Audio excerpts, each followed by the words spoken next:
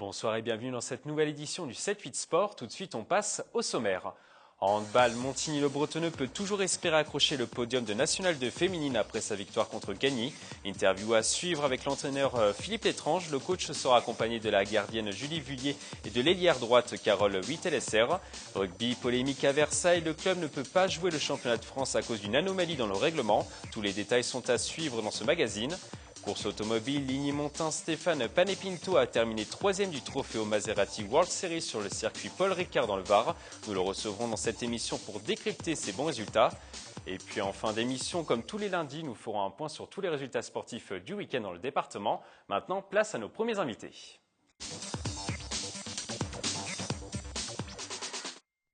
Ce week-end, le club de Montigny-Bretonneux a remporté son match contre Gagny à l'extérieur sur le score de 30-19.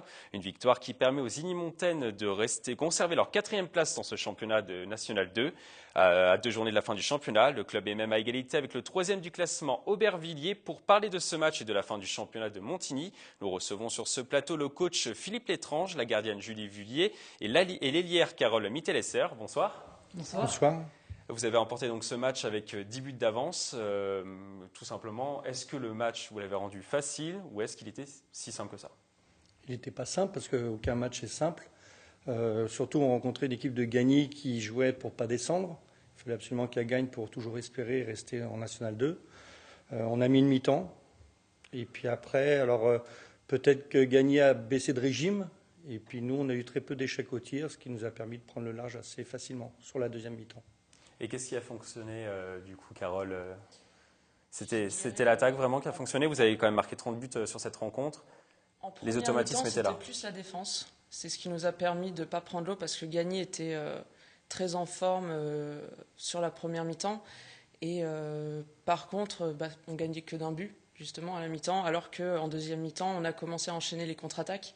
Ce qui nous a permis de jouer beaucoup plus libéré et d'enchaîner à la fin du match. C'était une équipe que vous connaissiez bien? Oui, ça fait plusieurs saisons qu'on les joue. Maintenant, on connaît leurs faiblesses, on connaît leurs points forts, on sait qu'elles s'énervent très rapidement.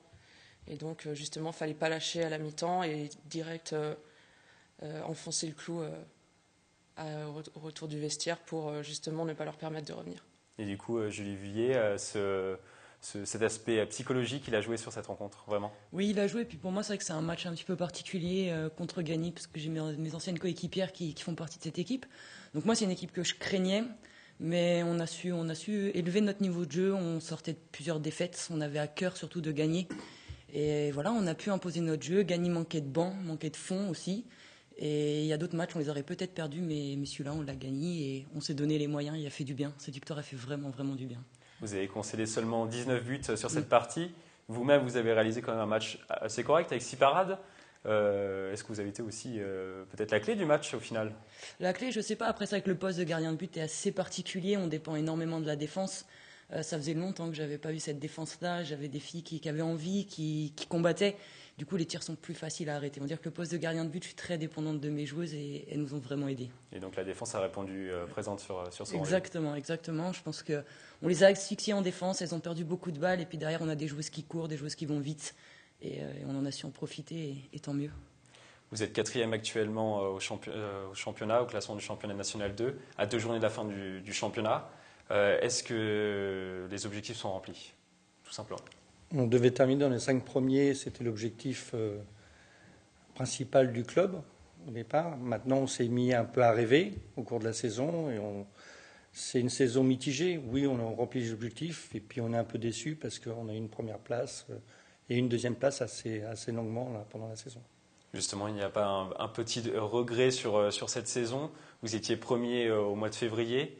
Vous avez enchaîné une mauvaise série de 5 défaites sur les 6 derniers matchs avant cette victoire contre Gagny. Est-ce qu'il n'y a pas ce petit regret de se dire on aurait pu monter cette année? Bien sûr, je ne sais pas, parce que quand même Val d'Or, c'est une très grosse équipe. La réserve du Havre, c'est une belle équipe. Et nous, est-ce qu'on avait le mental pour monter? On peut se poser les questions. Maintenant, il y a eu plein de circonstances qui ont fait qu'on a perdu tout un tas de matchs. Il y a eu le décès du papa de Gabriel Parlouer qui n'a pas aidé contre Val d'Orge. Puis après, des blessures à répétition de Carole, de Fanny Jean-Baptiste, de mes 2 jeunes arrières, Lou Bénézy et Clémence Campagne. Et à chaque fois, on a eu des blessés. Ça a été compliqué. Surtout, c'était les matchs importants là, à ce moment-là. Et on n'a pas joué avec l'équipe au complet. Maintenant, l'équipe au complet, je ne sais pas si on aurait gagné. Parce que je crois que le mental, c'est facile d'être outsider. Mais quand on est premier, après, tout le monde nous attend. Et il faut avoir un mental d'acier. Et peut-être que c'est encore un peu trop tôt cette année. Vous manquiez peut-être un peu de banc cette année ? Non, je pense pas. Je pense qu'il y avait des jeunes à incorporer, il y avait des anciennes qui étaient là. Non, peut-être le mental, peut-être aussi peut-être le gros effectif qui a peut-être perturbé certaines joueuses qui avaient l'habitude de toujours être prises. Je sais pas. Après, il faut qu'on en discute entre nous pour préparer l'avenir. Carole, vous êtes d'accord avec Philippe Létrange ? Il y avait peut-être quelque chose à jouer cette saison, mais finalement, vous n'aviez peut-être pas les armes ? Oui, certainement, parce que c'est pas pour rien non plus qu'on était première à un certain niveau du championnat. Et oui, forcément, les blessures, ça tout de suite, ça affaiblit l'équipe, et puis ça affaiblit certainement le mental des filles qui restent et qui se disent on va forcément affaibli pour jouer. Et après, on ne sait pas ce qui aurait pu se passer. On aurait très bien pu perdre également avec les filles qui étaient blessées. On ne saura jamais, mais ça n'a pas aidé. Julie, c'est Montigny est en constante évolution depuis 2-3 saisons. Est-ce que justement l'équipe peut passer à un palier ? Le palier, il est dur à franchir. Moi, j'ai eu la chance de pouvoir le franchir à plusieurs reprises. Et je suis assez d'accord avec Philippe. Je pense mentalement qu'on a un petit peu flanché. Il faut savoir, en début d'année, quand je parlais un petit peu avec les autres équipes, on ne nous voyait absolument pas dans les 5 premiers. Généralement, c'était Val d'Orge qui ressortait, Le Havre ou même Gagny. Et je pense que cette place de deuxième, elle nous convenait parce qu'on était là en challenger. Et dès qu'on a commencé à faire peur, à impressionner les autres équipes, peut-être qu'on n'a pas su tenir la pression. Et c'est là qu'on a commencé à enchaîner les défaites. Et je pense que mentalement, on n'était peut-être pas prête encore à assumer cette première place. Et effectivement, l'effectif fait beaucoup dans une montée, mais le mental fait encore plus. Et on n'était pas prêt. Il y a eu un déclic cette saison peut-être par rapport aux saisons précédentes ? Le premier déclic pour moi, il est arrivé, ça peut pas être bizarre, mais face au Havre. Premier match de la saison, on perd -15. Ça nous met tout de suite dans le bain. Et là, je me suis dit, il y avait quelque chose à faire avec cette équipe-là. Et derrière, on a fait de très belles performances. Et tout de suite, on a montré quand même un certain niveau de jeu et une certaine qualité de jeu. Et moi, dès le début, j'y ai cru. Je l'avais dit en début d'année à Philippe que j'étais là pour monter en N1, que je voulais revivre ce projet-là. Carole aussi en faisait partie. Donc, moi, je pense effectivement qu'on avait une belle équipe. Et l'année dernière, j'étais sur les jeunes. Et Carole aussi peut en parler, puisque cette année, on s'occupe particulièrement des jeunes. Et il y a un vivier chez les jeunes qui est vraiment, vraiment intéressant. Et je pense que justement, d'arriver à mélanger ces cadres et ces jeunes va nous permettre dans les années à venir de monter de niveau. C'est un groupe qui a de l'avenir ? C'est un groupe qui a de l'avenir parce qu'il y a des cadres qui sont très importants et qui sont en place. Et il y a des jeunes derrière, dans les moins de 18, il y en a quand même 5 qui sont au pôle. Et je pense que ces jeunes-là vont pouvoir apporter peut-être la fougue qui nous manque et nous l'expérience. Donc Philippe Létrange, on est à 2 journées de la fin du championnat. Est-ce que vous préparez déjà la saison prochaine ? Est-ce que ça se prépare dès à présent, la saison 2015-2016 ? Bien sûr, en laissant même les filles à l'extérieur finir leur championnat. Mais on a déjà des contacts. Les jeunes, ils ont des finalités de championnat de France à effectuer, donc on va les laisser un peu tranquilles. On a commencé à incorporer des gamines de 17 ans, donc oui, il faut la préparer là si on veut avoir des ambitions l'année prochaine, autres que terminer dans les 5 premiers. Vous avez ciblé des joueuses en particulier ? Oui, on a ciblé des joueuses, parce qu'il va y avoir forcément quelques départs chez nous, des filles qui ont décidé d'arrêter ou qui vont changer de club. Donc il faut qu'on les remplace, et qu'on les remplace même par du plus haut, des filles avec beaucoup d'expérience pour justement aider les jeunes pousses à mûrir. Donc vous allez plutôt recruter, expérimenter plutôt qu'incorporer des jeunes On va incorporer des jeunes et recruter, expérimenter justement pour aider les jeunes à s'aguerrir. C'est l'avenir de Montigny dans quelques années, les jeunes, donc il va falloir les aider. Et c'est ça qui peut vous faire passer un palier vraiment ? Oui, tout à fait. De toute façon, on n'a pas d'argent pour aller chercher des joueuses pro, donc on est obligé de passer par la formation. Et il y a eu des filles avec Julie qui ont été championnes de France l'année dernière, donc qu'on va incorporer. Cette année, j'espère qu'elles vont bien figurer aussi. Donc, mais il faut que la mayonnaise prenne, quoi. Et la saison prochaine, elle se fera avec vous, Philippe Létrange ? Peut-être. Pour l'instant, on fait en sorte qu'elle se fasse avec moi. Après, rien n'est décidé, donc on va en discuter avec les dirigeants et surtout les joueuses. Vous aussi, Julie, Carole, ce projet peut-être de monter en National 1, vous y adhérez complètement? Forcément, un projet de montée, c'est toujours très intéressant. Après, comme dit, il reste encore 2 journées. On se concentre pour le moment sur le championnat avant de réfléchir à l'année prochaine. Donc, objectif monter? L'année prochaine? L'année prochaine. Dans les 2 premiers, si on a tout le monde, oui, c'est sûr. Enfin, c'est sûr. C'est l'objectif. Merci à tous les 3 d'être passés sur ce plateau. On vous souhaite bonne chance pour cette fin de saison, ces 2 derniers matchs, et bon courage pour accrocher le podium qui, je pense, est réalisable. Je pense. Merci. On passe maintenant au rugby.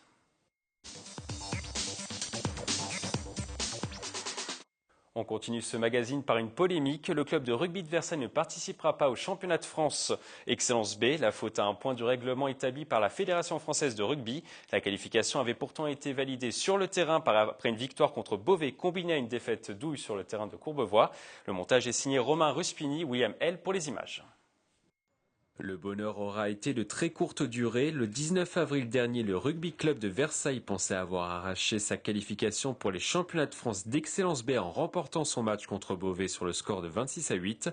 Mais c'est finalement Houille qui a validé son ticket pour la compétition sur tapis vert malgré sa défaite contre Courbevoie.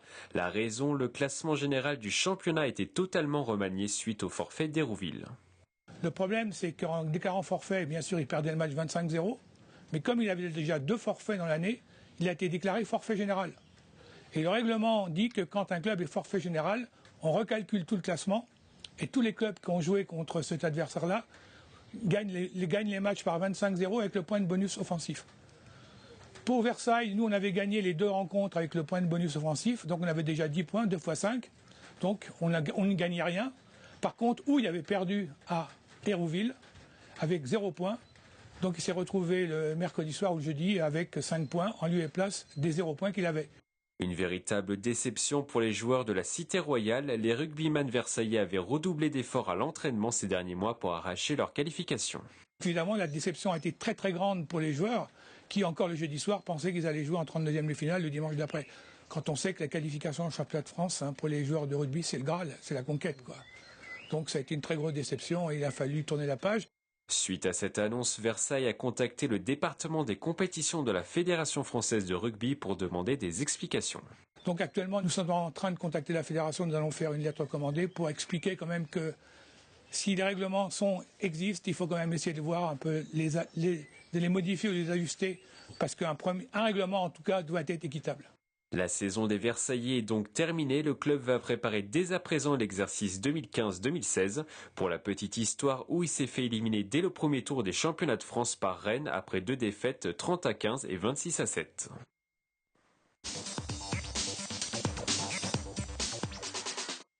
Ligny-Montin, Stéphane Palais-Pinto est un as du volant. L'Yvelinois a terminé à une très belle 3e place au Trofeo Maserati World Series sur le circuit Paul Ricard dans le Var. Nous avons la chance de recevoir le pilote sur notre plateau. Bonsoir. Bonsoir Mickaël. Alors, première question, pour ceux qui ne connaissent pas cette catégorie, est-ce que vous pouvez nous la présenter ? Tout simplement, Trofeo Maserati World Series. Donc, c'est une formule monotype. On a tous les mêmes voitures. Tout est géré, organisé par Maserati Corse, donc Italie, le service compétition. Et on a tous le même setup, donc les mêmes réglages sur chaque circuit. Après, c'est à nous de trouver la bonne façon de piloter sur chaque circuit avec la voiture qu'on nous prépare. Donc, il n'y a pas de souci de réglage ou quoi que ce soit On a juste la pression des pneus à trouver, la bonne pression, pour pouvoir avoir le meilleur grip au bon moment. Donc, c'est une compétition assez équitable au final. C'est exactement, c'est fait pour ça. Après, c'est vrai que le travail de pression, de recherche de pression est très importante et déterminante sur le maintien du pneu en bonne condition pendant toute la course. Il y a beaucoup de pilotes engagés sur cette compétition ? Une trentaine sur chaque meeting à peu près. Et c'est une compétition qui se déroule à travers le monde ? Alors oui, c'est un World Series, donc avec 6 manches. La première cette année était au Paul Ricard dans le sud de la France, près de Toulon. Le Castellet exactement. Ensuite, il y a le Red Bull Ring en Autriche, 2 courses aux États-Unis, une au Japon et la finale à Abu Dhabi. Et qu'est-ce qui vous a attiré dans cette discipline ? Vous avez fait un petit peu de tout dans l'automobile. J'ai testé, oui, effectivement, plusieurs. Vous avez baigné dedans depuis tout petit, hein. Ouais, depuis que j'ai 15 ans. J'ai commencé à 15 ans, donc j'ai fait du kart comme tout le monde. Plusieurs formules. Donc vous avez 35 ans maintenant. J'ai 35 ans. Plusieurs formules, notamment de la Caterham, de la Formule Renault, de la monoplace, un peu de proto. Et ce qui m'a attiré dans cette formule, c'est déjà la voiture, la Maserati. Ensuite, le championnat, qui est un championnat mondial. Et puis la compétition qui se passe au travers de cette formule. Et donc ça fonctionne avec des sponsors aussi? Obligatoirement, sauf si on a le porte-monnaie personnel, ce qui n'est pas mon cas. Donc on est constamment en recherche de partenaires. Et cette année, donc, je travaille avec 2 personnes, une en France et une aux États-Unis, pour la recherche de partenariats pour pouvoir pratiquer cette saison 2015. Et ça coûte cher de participer à cette compétition? Ça coûte à peu près 200 000 € pour faire le championnat complet. Et est-ce que c'est une compétition qui est usante aussi physiquement? On sait que par exemple les pilotes de Formule 1 perdent en général 2 à 3 kilos par Grand Prix. Est-ce que c'est pareil pour vous dans ce trophée Maserati? C'est un peu moins fatigant que la F1, parce qu'on n'a pas de grippe aéro comme eux ont. Après, c'est fatigant parce que c'est des courses d'endurance. On rentre dans l'endurance puisqu'elles font en moyenne 45 minutes. Et ensuite, mentalement, parce qu'on doit être concentré pendant tout ce temps-là, pas faire d'erreurs, faire attention à tout ce qui se passe autour de soi, éventuellement dépasser des retardataires, ou alors gérer celui qui est derrière nous et qui essaie de nous doubler. Et vous vous préparez physiquement pour ces compétitions? J'ai un entraînement classique comme tout sportif, même de base, c'est-à-dire que je cours, j'essaie de m'alimenter correctement aussi, parce que ça c'est important, mais voilà, j'ai pas après un entraînement physique très important non plus. Il y a quand même des exigences à avoir au quotidien. Oui, et puis de toute façon, vu que je pratique ce sport depuis presque 20 ans, on va dire que j'ai musclé les bons muscles au travers de toutes ces années. Donc aujourd'hui, j'ai les capacités physiques pour faire ce sport. Et vous conduisez régulièrement? Vous vous entraînez sur circuit? Alors, tout est une question de budget. Donc pour l'instant, je m'entraîne sur les journées qu'on nous offre, c'est-à-dire le vendredi avant chaque course, c'est-à-dire très peu de fois. Et vous avez donc réalisé une très belle course lors de cette dernière course il y a 2 semaines sur le circuit Paul Ricard. C'est un circuit mythique. Est-ce que c'était un tracé qui vous convenait à merveille, on va dire? Il me convient et j'ai trouvé rapidement mes marques. C'est pour ça que j'ai réussi à faire cette jolie 3e place, je peux le dire et m'en vanter parce que c'est seulement ma deuxième course. C'est vraiment compliqué. Hein, c'est compliqué parce qu'il faut quand même apprendre la voiture. C'est ma 2e course dans cette catégorie. Le circuit, il fallait aussi que je l'apprenne. On a eu des conditions un peu compliquées parce qu'on a eu de la pluie pour les essais qualifs et du sec sur le reste des manches. Donc il a fallu s'adapter à chaque fois. Par exemple, pour la pluie, je ne connaissais pas la voiture sous la pluie, je ne connaissais pas le circuit non plus. Donc il a fallu que je trouve rapidement les bonnes trajectoires, les bons points de freinage pour faire le meilleur temps possible. Et on n'avait que 4 tours à ce moment-là, donc ça a été un exercice un peu compliqué. Et puis, voilà, je me suis qualifié à la 3e position pour partir de cette course. Et qu'est-ce qui a fait la différence du coup sur cette course? C'est peut-être votre abnégation à ne jamais lâcher la volonté. Et puis, il fallait absolument que je fasse un résultat, déjà pour pouvoir séduire des partenaires, pour leur montrer que j'étais capable d'être devant dans ce plateau-là, et les séduire pour leur donner envie de peut-être investir et de communiquer au travers de ma voiture, qui déjà est un point assez fort, de communiquer sur une voiture de course. Maserati, il y a des valeurs quand même assez importantes dans ce sport. Et donc, il fallait que je puisse séduire ceux avec qui je suis en train de démarcher et les futurs qui auront peut-être envie de passer par un partenariat à ce niveau-là. Et quels sont vos objectifs du coup pour la suite de la saison? C'est de ramener le trophée? Alors, déjà, je participe aux 2 premières courses du championnat, très certainement à la dernière, à la finale, parce qu'elle est importante. Et je suis, mon objectif, c'est de chercher aussi des partenaires pour pouvoir faire le championnat complet et m'inscrire au championnat, marquer des points sur la totalité du championnat. Donc 2 courses aux États-Unis, une course au Japon, Celle-ci, j'aimerais vraiment la faire parce que c'est un circuit mythique. Tous les pilotes, je pense, rêvent de rouler à Suzuka. Et voilà, c'est mon objectif. Et bien sûr, de marquer un maximum de points sur les 3 manches auxquelles je vais participer. Et c'est une catégorie dans laquelle vous voulez évoluer sur plusieurs années, peut-être? Ou il y a d'autres catégories qui peuvent vous intéresser? Il y en a d'autres. Je vise déjà à court terme, donc 2017, de faire la saison complète, en tout cas de m'en assurer. 2016, pardon. Je suis déjà en avance. Et peut-être 2017, il y aurait peut-être un programme Maserati en GT3 championnat d'Europe, en championnat du monde d'endurance. Et j'aimerais faire partie de la liste des pilotes recrutés par Maserati. Donc faire de belles courses cette saison, une très belle saison 2016, la gagner, pour pouvoir peut-être l'envisager en 2017. Voilà. Et comme tout pilote, un jour faire les 24 heures du Mans. Voilà, c'est mon objectif actuel. Merci à vous d'être passé sur ce plateau. Bonne continuation pour la suite de votre carrière du coup. Et la prochaine course, je rappelle, ce sera sur le circuit de Red Bull Ring en Autriche le 24 mai prochain. On passe maintenant au reste de l'actualité sportive du week-end dans le département.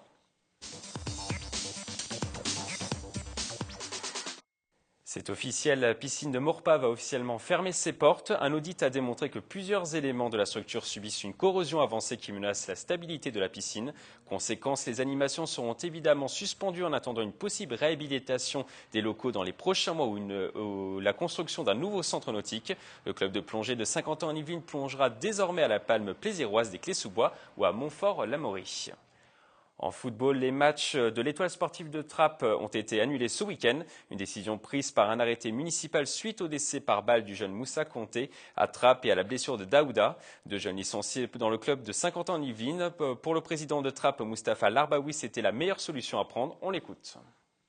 Je ne me voyais pas jouer, je ne me voyais pas faire autre chose que d'être dans le recueillement, que d'aller voir la famille, puisque je suis allé les voir dès samedi, que de retrouver les éducateurs.